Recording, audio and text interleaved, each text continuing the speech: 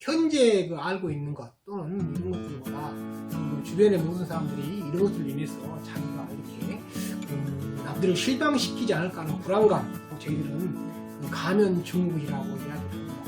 저희 나라에서도 아주 우수한 집단들이 많이 모인 학생들이 많이 모인 집단들이 있지 그들끼리 경쟁을 하다 보니까 이렇게 굉장히 불안감을 느껴서 때로는 극단적인 불안감들을 극복하기 위해서는 먼저 자기 확신이 가장 먼저 필요한 것 같습니다. 여러분 안녕하세요.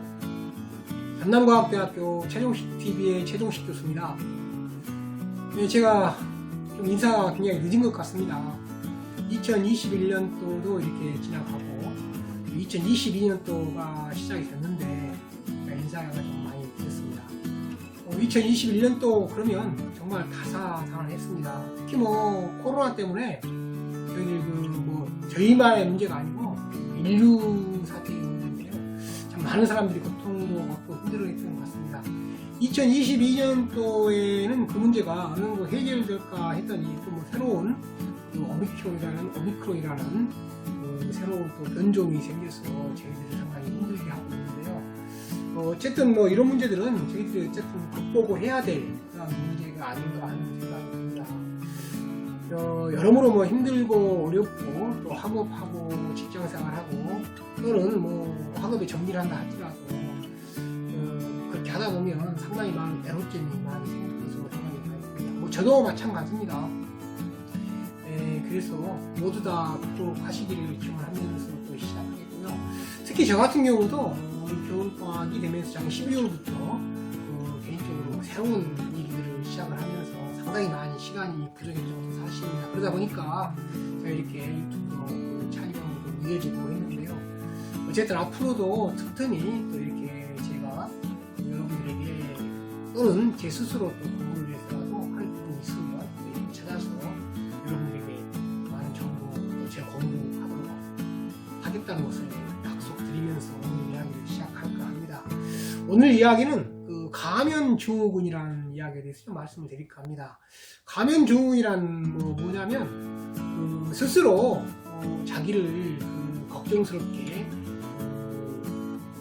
자기 현재 알고 있는 것 또는 이런 것들보다 주변의 모든 사람들이 이런 것들로 인해서 자기가 이렇게 남들을 실망시키지 않을까 하는 불안감 또는 이렇게 자기의 잘못된 방안 때문에 자기를 비하하는 그러한 상황을 보고 저희들은 가면증후군이라고 이야기를 합니다. 상당히 그런 주변에 보면 이런 일들이 많이 생깁니다. 저도 가끔 그럴 때가 많이 있습니다.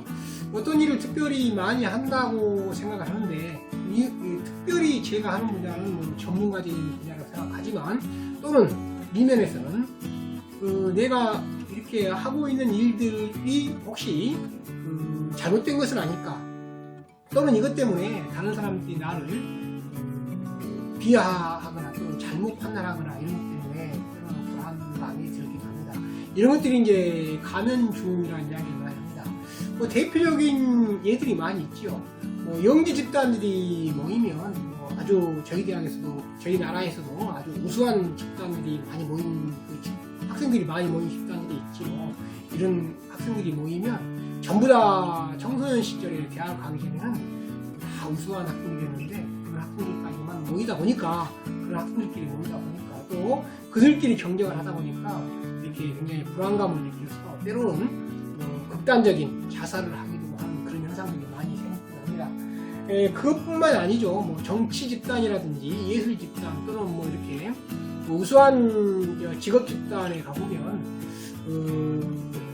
자기 능력을 충분히 갖추고 있음에도 불구하고 또 다른 사람들이 또 이렇게 자기를 평가할 때 굉장히 혹시라도 자기 이면에 부족한 면들을 평가해서 자기가 평가절하되는 그런 현상 때문에 상당히 불안감을 많이 가지게 합니다.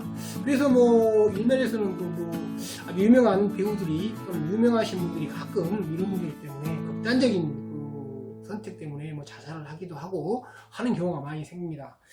그런데 어쨌든 우리는 이런 가면증후군 어쨌든 사람은 모두가 다 자기만의 특징적인 능력들이 있습니다. 그런데 그 능력들 때문에 세상을 살아가는 건데 그렇기 때문에 우리는 가면증후군 불안감이라는 것들을 극복할 필요성이 좀 있습니다. 일단은요, 제 판단입니다. 저도 뭐 그렇게 극복을 하는 경우도 있고 그렇습니다. 일단 그 자기 확신과 불안감을 극복하는 것이 가장 큰 문제인 것 같습니다. 먼저 이 가면 중 두려워하는 불안감, 미래에 대한 확신 때문에 불확신 때문에 오는 이 불안감들을 극복하기 위해서는 먼저 자기 확신이 가장 먼저 필요한 것 같습니다. 나는 어쨌든 부족하지만 앞으로 공부를 능력 신장을 위해서 노력하고 투자하면 충분히 할 수 있다. 설령 내 부족한 부분이 이렇게 오픈된다 할지라도, 그리고 때로는 단기적으로 일시적으로나마 이렇게 남들부터 이렇게 평가절하를 당하는 그런 경우가 있다 할지라도 충분히 극복할 수 있고, 나는 그런 문제들을 극복할 수 있는 충분한 자신감과 능력이 있다는 이런 것, 사고방식의 정립, 자기만의 확신을 가지는 사고방식의 정립이 굉장히 필요한 것이 아닌가 합니다.